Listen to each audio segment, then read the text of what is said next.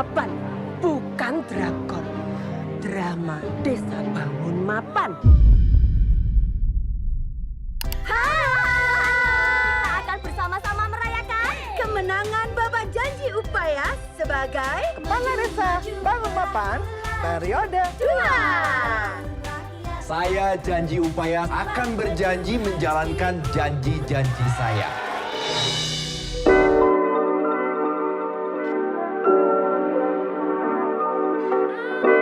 Ya masa kecil saya kan di Jogja ya, dan keluarga saya itu penulis, bapak penulis percetakan buku, kakak dari seni rupa ITB, dua, jadi tempat rumah untuk nari, jadi ruang seni itu ada semua. Tapi di keluarga kan selalu harus ada punya istilahnya lah, belajar ilmu-ilmu umum kayak di universitas, tapi belajar keterampilan. Jadi bapak hanya mensyaratkan itu. Kamu belajar pengetahuan umum tapi punya keterampilan. Itu sebagai dasar yang mungkin banyak membentuk ya. Kemudian sekolah di Loyola Semarang banyak sekali bikin teater, dan kemudian masuk ke Gajah Mada atau ke IKJ, akhirnya milih IKJ. Itu, dan kemudian ya sudah sekolah film kan. Sekolah film, lalu mulailah dari tahun 81 bikin film pendek gitu. Dan kemudian membuat film cerita panjang itu setelah lulus ya, dari tahun 1991 ketika film Indonesia krisis semua ya, hampir nggak ada film. Saya bikin Cinta Sepotong Roti sampai Daun di Atas Bantal yang pertama kali di Cannes dan sebagainya. Jadi kira-kira garis besarnya seperti itu.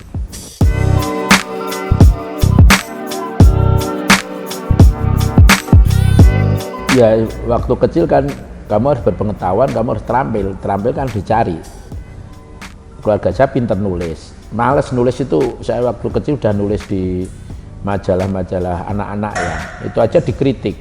Padahal untuk masuk ke majalah anak-anak itu susah sekali.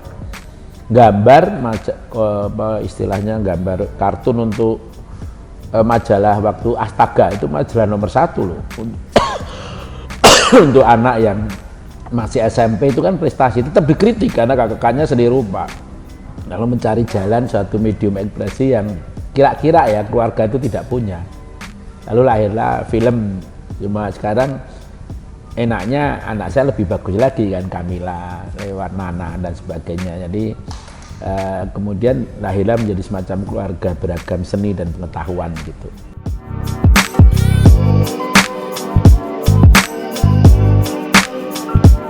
Ya karena setiap kali memilih disiplin yang lain dikritik kakak-kakak. Bikin lukisan dikritik ya kan, bikin tulisan dikritik, lama-lama milih yang lain. Dan waktu itu film populer ya. Di masa kecil saya, film satu-satunya hiburan di luar rumah, di luar dari TVRI. Ya, jadi film adalah anak emas di saat saya tumbuh remaja dan dewasa, dari SD malah.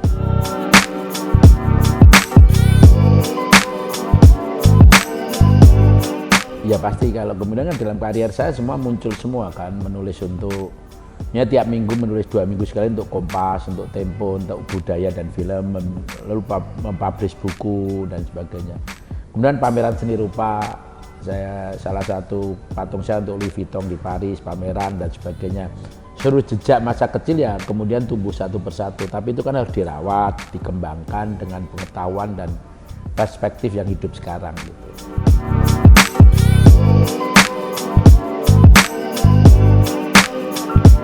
Film pertama yang hilang itu judulnya Cintaku Lewat di Depan Rumah. Karena ada jatuh cinta sama tetangga, lah cuma ngisain tetangga tuh lewat terus tiap hari. Lalu sebenarnya yang jadi belum tahun 85 sebetulnya.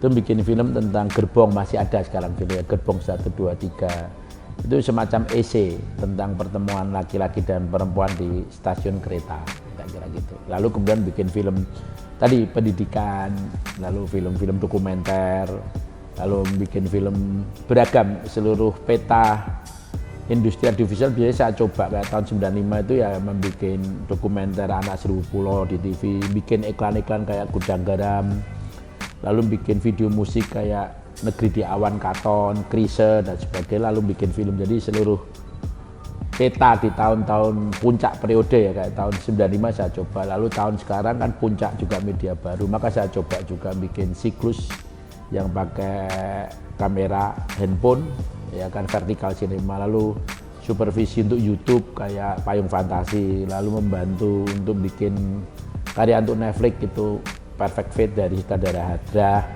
lalu bikin panggung, jadi seluruh peta itu setiap periode saya coba semua.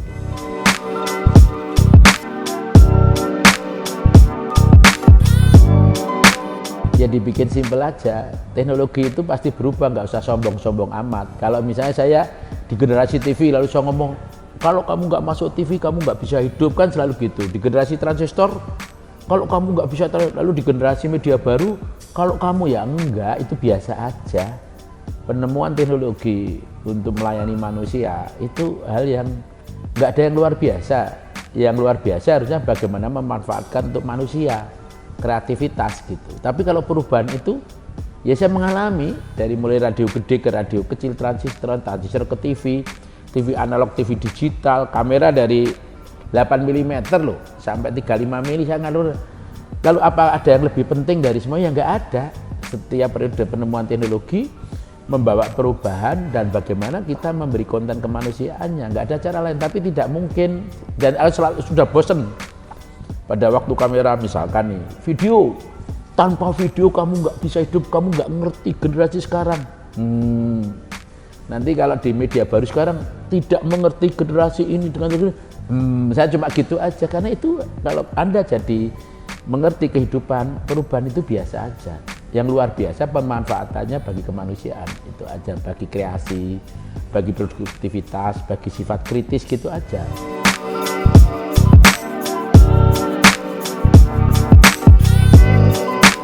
Iya pasti, jadi kayak kan saya nyebut saya berladang berpindah ya, kayak nanam tanaman aja.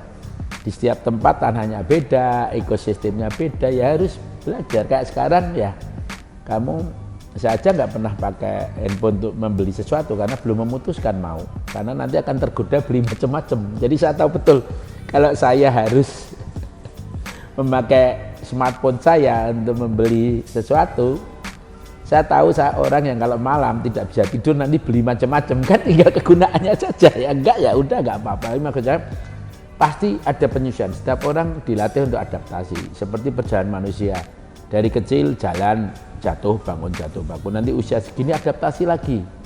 Oh, harus bisa lompat, harus bisa baca, harus ini adaptasi lagi. Jadi adaptasi pada teknologi dan ekosistemnya baru ini. Jadi misalnya saya produksi, kalau ikut Netflix atau OTT besar itu sistem industrinya gini, sistem penyimpanannya data gini. Oh, kalau vertical cinema saya bikin siklus itu yang sama Agni itu.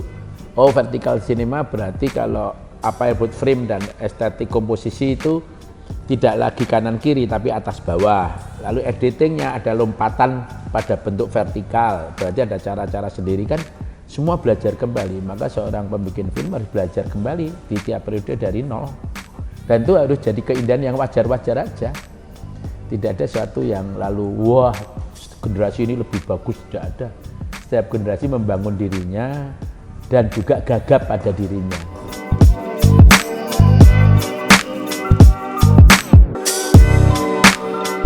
Ya betul, kalau dulu hunting lokasi aja, istilahnya cuma hunting lokasi. Sekarang macam-macam, dari hunting lokasi istilahnya ada apa kan gitu. Udah 4 istilah baru. Itu hanya dulu ya satu hunting lokasi aja kan gitu. Dan sekarang istilah-istilah banyak banget ya. Kita tergantung kita mau belajar itu atau cukup dengan satu kata kita tahu betul tujuan dan bagaimana kreativitas itu dibangun. Atau misalkan saya bikin vertical cinema, tapi ketika di dunia itu semua menggunakan teknologi baru, saya malah bikin film bisu dan live music, karena ternyata di beberapa negara orang lebih suka menonton bareng secara live. Teater lebih populer di London misalkan. Jadi tidak semua itu lalu langsung dengan euforia teknologi, justru tetap nilai-nilai universal manusia itu bisa tetap hidup, kayak nonton bareng, bertemu bareng, ngobrol bareng gitu.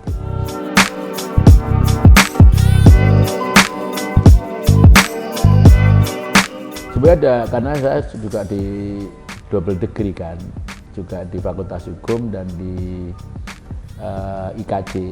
dan juga kemudian dokter honoris causa diisi kan. Selalu ada nilai politik dan ada nilai seni. Dan seni itu politik itu juga seni kan. Tapi sebetulnya politiknya lebih kepada pemberdayaan atau civic education. Fokusnya ke arah situ. Jadi kalau Anda lihat saya di tahun pemilu awal langsung itu 99 tuh membawa hampir 36 NGO untuk pemberdayaan dari politik anarkis, tirani zaman Soeharto ke Baru, atau ikut pemberdayaan pengungsi di Aceh pasca tsunami, dan sekarang contohnya seperti ini. Nah, ini contoh. Jadi saya memang ada dua hal, seni juga tidak hanya film, tapi panggung, instalasi seni rupa dan sebagainya.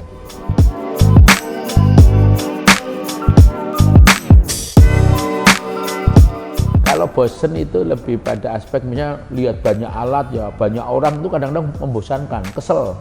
Bukannya bangga. Misalnya orang bangga dengan 256 kru atau 205, kalau saya aduh Tuhanku gitu. Udah kesel. Lalu kalau hunting di produksi besar itu sekarang bisa hunting aja 25 orang. Saya udah kesel, udah jenuh. Tapi makanya saya tidak pengen membuat produksi yang mengulang. Karena mengulang itu menimbulkan kebosanan. Selalu ada tema baru, cara baru, ini baru yang membuat saya berpikir. Karena kalau baru kayak kita melakukan perjalanan kan, kalau kita naik gunung dari tempat yang sama naik, itu kan kita pasti lebih cepat. Lihat pemandangan tapi yang sama. Saya tidak terlalu suka itu. Saya lebih suka, dari gunung dari sisi lain, lihat pemandangan baru pasti jatuh-jatuh, kepleset-pleset ya nggak apa-apa. Tapi lihat pemandangan dan kita lalu berpikir baru. Maka saya walaupun diiming-iming, film itu komersil bagus, Mas Gani ulang lagi ya, nggak mau, ngapain ngulang yang sama, gitu kan. Lebih baik kita adrenalin kita dibangun untuk sesuatu ya tadi. Naik gunung kan ada berapa sisi, kenapa harus sama terus? Kan Mas Gani lebih cepat, saya nggak ngejar cepat, saya ngejar perjalanan baru dan pemandangan baru gitu.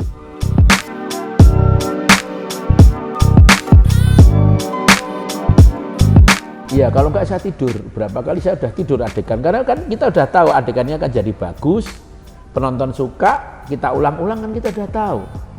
Ya kita tidur bisa, tapi kalau adegannya baru, idenya baru kan kita terpaksa membuka mata kan gitu. Jadi membangun suatu spirit kebaruan itu penting bagi saya supaya nggak bosen hidup itu. Gitu.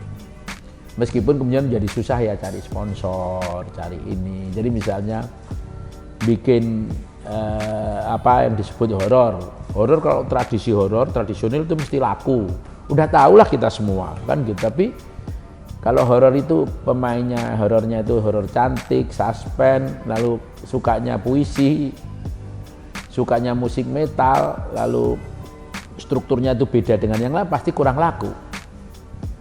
Masa horor kok puisi metal kan gitu. Tapi ya saya suka itu, membuat saya ada adrenalin baru. Kalau mengulang yang sama, untuk apa hidup mengulang yang sama, yang semua orang pernah mengkonsumsi, untuk saya membosankan. Ya dalam hidup di seluruh dunia ada yang mengikuti arus, ada yang tidak mengikuti, ada yang membentuk selera dan mengikuti selera. Semua sama nilainya, kita hormati. Yang mengikuti selera kita hormati, itu penting. Tapi yang membentuk selera juga, masa burger harus ke Jogja diganti gudeg kan nggak usah. Burger ya burger aja, itu berarti dia membentuk selera kan gitu.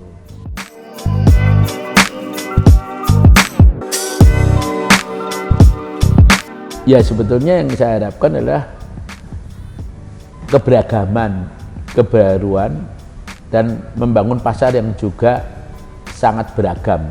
Jadi ada semacam keberagaman, kebaruan, dan pertumbuhan, 3 itu saja. Jadi kalau ada keberagaman pasar, ada keberagaman ide, ada cara tutur, kemudian ada keberagaman penonton, dan ada keberagaman kebaruan. Jadi kalau misalnya genre horor, ya horornya bagus-bagus kalau mengikuti selera, tapi membentuk horor jenis tertentu kan gitu kan. K-pop itu kan kebaruan, membentuk sesuatu yang baru gitu. Jadi harapan saya hidup menjadi menarik kalau ada keberagaman dan kebaruan dalam berbagai hal di dalam film, disertai pertumbuhan. Gitu.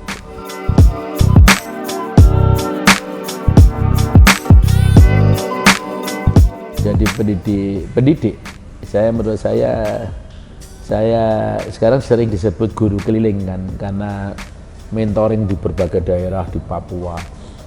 Pendidik dan pemberdayaan warga itu menurut saya paling mulia lah. Gitu.